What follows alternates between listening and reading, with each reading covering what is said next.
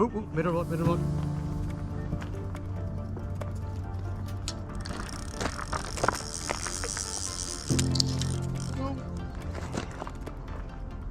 Well, you join me here at Le Prunet on the Carp complex for a week's fishing, bit of a holiday, and what a great way to start with a bend in the rod. So we're going to try and get this fish in, and I'm going to give you some top tips on travelling to Europe to come fishing, including bait, travel, clothing, even choosing the lake. Stick around, there's some top tips coming.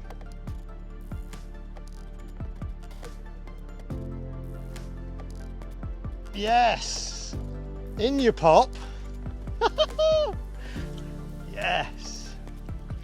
Oh, that's a good one. Well, check that out. Just under £40, an amazing French fish to get underway. I'm going to go through some top tips for you now on how to make your European adventures simply amazing.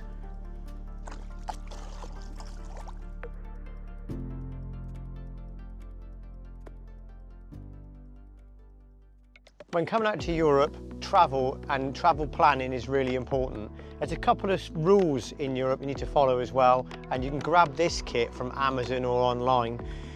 You need to have a warning triangle, you need the headlight deflectors if you're driving in the dark. You also need a high-vis jacket for each passenger, and you need a spare set of bulbs. That's an essential part of legal requirement when you're coming to Europe. But beyond that, a couple of top tips really to get you there. First of all, tunnel or ferry. They're both the same sort of money, but one gets you there a lot quicker than the other.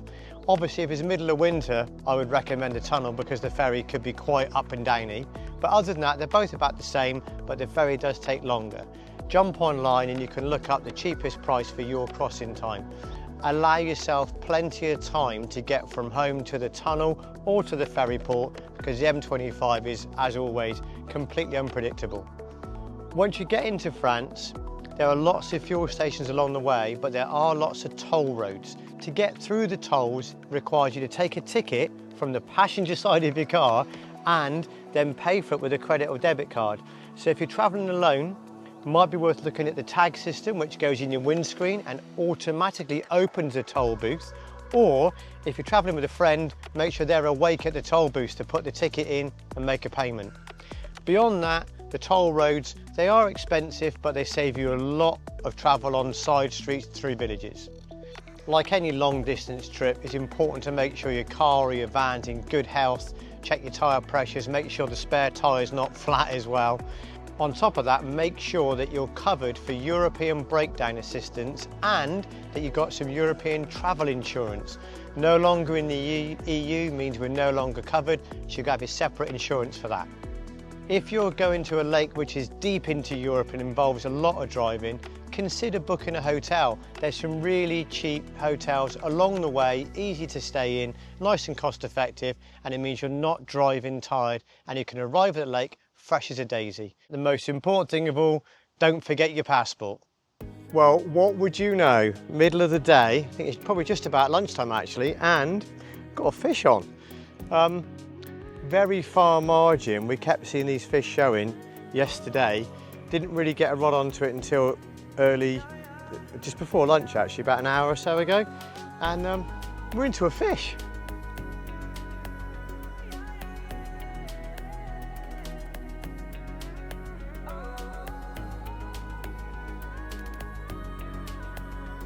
In you pop. There you go. Well, take a look at that. Gorgeous scaly French fish. £25 too, and a really good start. Really happy with that. Awesome looking fish as well. So let's pop it back in the hope that some of his big brothers are going to come along.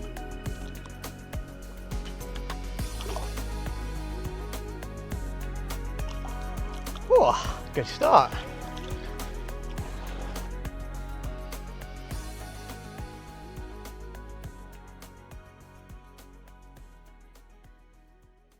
Well, the weather in general and in Europe can always be unpredictable. 1 minute, beautiful sunshine, t-shirt and shorts. Next minute, hacking down with rain, soaked through. Make sure when you come away, you bring lots of clothing to cover the entire week. Bring more than you need. plenty of socks because you're always running around in your socks and getting those wet. A good set of waterproofs, ideally 2 sets so you can keep cycling those around, and of course lots of warm clothing. Once you get wet, it's hard to get warm. Aside from clothing, ensure you bring a set of waders, ideally chest waders, so that should you need to get in to photograph the fish or to land the fish, you're not going to get yourself wet. Remember with waders to take a bank stick with you just to make sure you know how deep the water is before you get in it.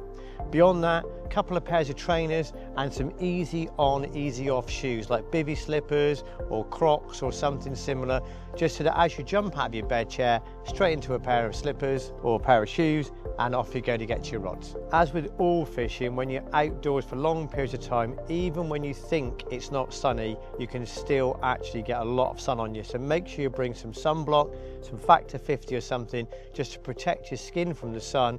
And then the final top tip, get yourself an umbrella. Even a golfing umbrella is perfect for when you walk into the shower block, when you're stood watching your mate land a PB.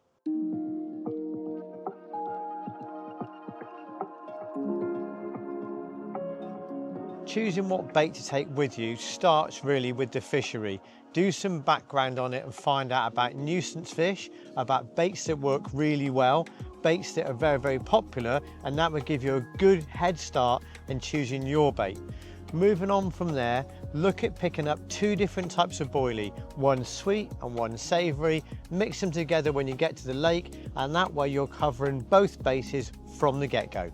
If you are facing poisson chat, crayfish and even catfish, it's worth considering how that might affect your bait choices. Particle is a great choice, hemp, maize and, rules permitting, tiger nuts. When it comes to things like pellets, be cautious if there's lots of catfish, as oily pellet generally attracts the catfish. And then when it comes to hook bait options, you've added some more. You could use some of those particles as hook baits, or indeed fake plastic versions, again, rules permitting, of those hook baits.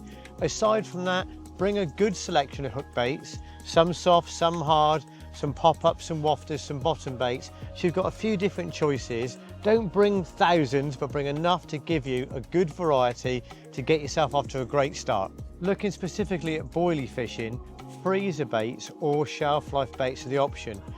Freezer baits are fantastic, but they're hard to keep for a week in the summertime particularly, or if your venue hasn't got any freezers. Shelf life bait can be a brilliant option, and these days shelf life bait is fantastic. So you can bring more than you need, you can take it home afterwards, you aren't wasting your money. Go for a couple of different sizes. You haven't got to go 24 millers the whole way through. You can just have a mix of 15s, 16s, 18s and 22s, and that's a good combination to keep those fish feeding. Maybe get a couple of kilos of bigger baits if you feel that the water requires it. Maybe if there's lots of small fish in there, you might want some 24 millers. But overall, what you normally would buy on the shelf in the tackle shop is absolutely perfect. If you plan on fishing with 3 rods for 7 nights, my ballpark number is about 5 kilos of bait per day. That's the boilie and maybe a couple of kilos of particles. That should give you more than enough to get you through the week, catching plenty of fish. Obviously some fishes require a lot more bait, but as a good starting point, 5 kilo a day. Well, getting that baiting strategy right at the beginning of the week really does pay dividends, and it seems you've done quite well here. Resting the swim last night and just getting the rods out maybe an hour and a half ago has proved a good plan, and we're attached to a carpy carp. So let's see how this one pans out.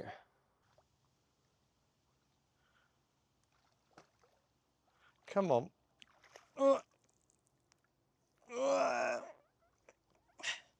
In you pop. There we are. Another one. Well, check that one out. Just an hour after you put the rods back out, after resting the swim, and this is the result. Brilliant. Let's try and catch another one.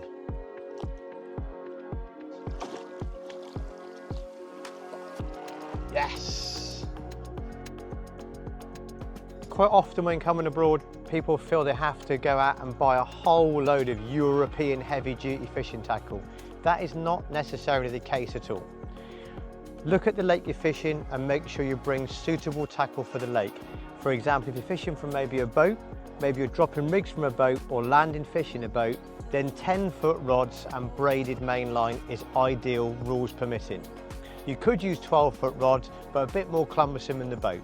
If you're fishing from the bank, 12-foot 3.5 to 3 3/4 pound rods with a nice flat line, 0.37 is a good middle ground, or a tapered mainline if fishing a bit further is ideal. If it's extreme range fishing and you're having to throw a long way, then maybe look at 13-foot long range rods, big pit reels and tapered mainline. Great combination for fishing at extreme range. Moving on to the end tackle, all your confident rigs that you use on a day-to-day basis are perfect for fishing in Europe. The only consideration might be to go maybe up a hook size from maybe a 6 to a 4, maybe a thicker wire gauge on that hook. Make sure you bring with you plenty of hooks, plenty of tubing, plenty of leg clips and all the bits and pieces that you'll get through as you start smashing it up and catching loads of fish. Thinking about leads is also quite important on these European trips. Sometimes you're faced with large expanses of water with big winds and undertows. In this situation, just think about going slightly heavier on the leads, maybe going from 3s to 3.5s or 4.5 ounce leads.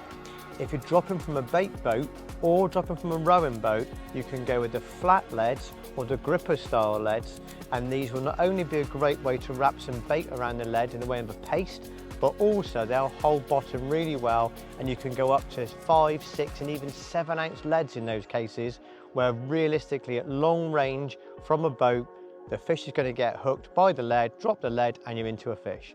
So think about your lead choices, and of course, bring plenty of them, especially if you're dropping the lead. And one more thing, you're going to be carving it up with loads of carp, which means you're going to run out of batteries in your bite alarms, so bring plenty of those. So as I mentioned, you don't need to change all your rigs to suit European fishing. Use what you're confident in, but maybe just step it up a little bit, slightly stronger hook links, slightly bigger hooks or stronger gauge wire. Other than that, stick to what you're confident with.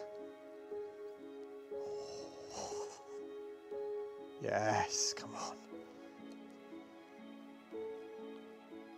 Oh, in you pop, come on.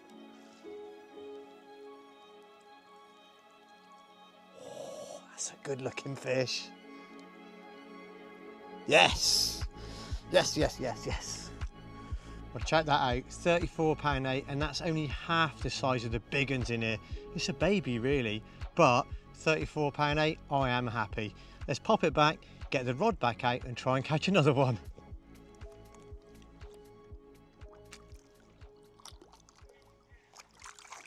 Yes. Well, I've been visiting Europe for more than 30 years now, and over that time I've fished all kinds of venues, from wild expanses to commercial venues with all things provided. Along the journey, I've discovered some items of tackle and bits and pieces that are well worth bringing with you. If you're coming to a drive and survive week where you've got to do all your own catering, then keeping your food nice and cool is essential. Get a sturdy cool box or battery powered fridge for all of your stuff needs to be kept chilled. For anything else, try and bring plastic boxes for food or huge containers as opposed to bags. Rodents are very good at eating through fabric, and a lot of these venues do have mice and rats running around. Most venues include a tap to fill up your water containers, but this is really for just cooking with and for boiling. Try not to drink the tap water. Often it's pumped out of the lake and filtered. Local shops will sell bottled water by the gallon, and it's super cheap in Europe. One thing I have discovered in Europe is trying to find gas canisters that fit onto UK cooking equipment is a challenge. So make sure you pack a couple of spare cans of gas just in case you run out. Moving on to power, often on these week-long sessions you're going to need a lot of it, whether it's bait boats, outboard motors, your mobile phone, your laptop, your tablet, your headlamps. There's all kinds of things that need to be charged. Get yourself a good solid battery system. Ideally, a couple of batteries more so than one big battery means that you can have one running while you charge another. A lot of these fisheries have power available where you can go and plug your bits and pieces in, normally in a shower block, and charge your batteries up. If that's not the case, then solar chargers can be worth looking at. And there's lots to choose from the smallest of solar panels that's ideal for charging your phone, to a huge solar panel that can realistically charge a car battery in a day or two. When it comes to large power sources like leisure batteries, there's a couple of stables. You can either go for a leisure battery, which is essentially a big battery with a positive and negative on the top of it, and you connect on it what you will, or you can buy all-in-one units now that include things like an inverter and USB ports for your devices. And lastly, and do not hate on me in the comments for this, but bring a rubber mallet. It's not my favourite thing by a long stretch, but out here in Europe you may come across really hard swims full of gravel and chip-ins and that kind of thing, and they're an absolute swine to get your pegs in, bank sticks in. Bring a mallet, you're here for a week. Yes, the fish will spook off of it, but I'll soon be back when you fill it in with some bait. And finally, and probably most importantly, is choosing a venue that suits you and your style of angling. Whether you're coming with a friend or coming as a group, find a lake that suits what you want out of your fishing. Whether it's boat fishing, whether it's fishing in snaggy lakes or loads of islands and trees, or a commercial fishery that's nice and flat, easy to set up on, and easy fishing. Whatever you're looking for, to find these fisheries, look on the internet. Google is your friend. Have a good Google around and read the reviews. There's also some brilliant Facebook groups like Trusted Lakes France, where you'll find French lakes being recommended by actual anglers that have actually been to those venues that have got solid reviews. Once you've found somewhere, get together with the guys you're going to go with, make sure everyone's happy, and that will get you off to a fantastic start. If traveling to Europe is something you want to give a go of on your own or with a friend or in a small group, and you're not sure where you want to go, or you'd like to be involved in a more organised trip, there's lots to choose from. I run trips out to Europe on a regular basis, and if you'd like to join my WhatsApp group, just simply drop me a DM and you can come along on one of our future trips. Well, I hope you enjoyed the video, and I wish you all the best for your European adventures, and I'll see you in the next one.